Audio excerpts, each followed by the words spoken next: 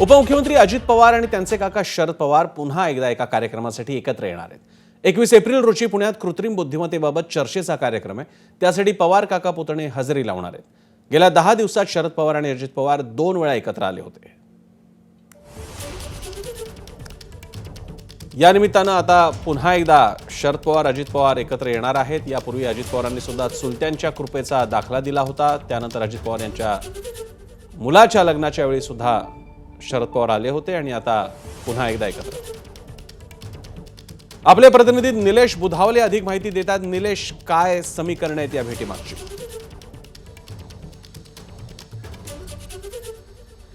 प्रसन्न 21 तारखेला AI संबंधित एका बैठकीचं आयोजन साखर संकुल इथं करण्यात आलेलं आहे पुण्यामध्ये आणि सकाळी 9 वाजताच्या या बैठकीला काका पुतणे एकत्र उपस्थित राहणार असल्याची माहिती मिळते.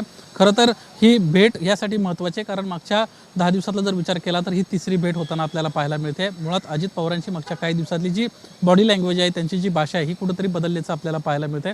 सातत्यानं शरद पवारांचा उल्लेख करताना कुठंतरी काकाच्या कृपेनं माझं बरं चाललंय हे म्हणत असताना दुसरीकडं कार्यकर्त्यांना ज्यावेळेस कार्यकर्त्यांमध्ये संभ्रमाचं वातावरण निर्माण होईल असं ज्यावेळेस पत्रकारांकडून त्यांना प्रश्न उपस्थित करण्यात आला होता त्यावेळेस त्यांना स्पष्टपणे म्हटलं होतं की कार्यकर्ते आमचे हुशार आहेत. त्यामुळं एकीकडं या दोघांच्या होणाऱ्या भेटीगाठी, दुसरीकडं कार्यकर्त्यांपर्यंत ज्या पद्धतीने एक सूचक माहिती पोहोचवणं असेल किंवा सूचक त्यांची जी बॉडी लँग्वेज आहे ती पोहोचवणं असेल, हे कुठंतरी काम सुरू असल्याचं आपल्याला पाहायला मिळतं. त्यामुळं परवा जी 21 तारखेला भेट होणार आहे ही भेट महत्त्वाची मानली जाते.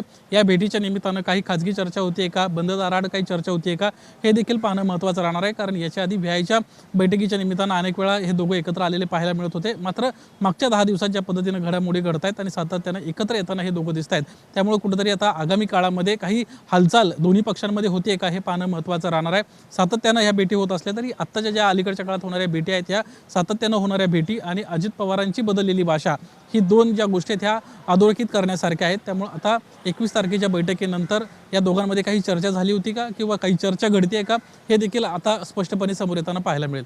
धन्यवाद निलेश, तुम्ही दिलेल्या या माहितीबद्दल. एबीपी माझा, उघडा डोळे बघा नीट.